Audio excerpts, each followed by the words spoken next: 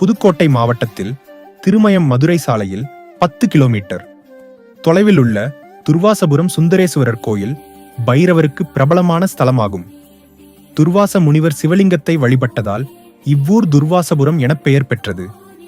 காலபைரவருக்கு பூசணி தீபம் ஏற்றினால் கிரகதோஷ நிவாரணம் கிடைக்கும்.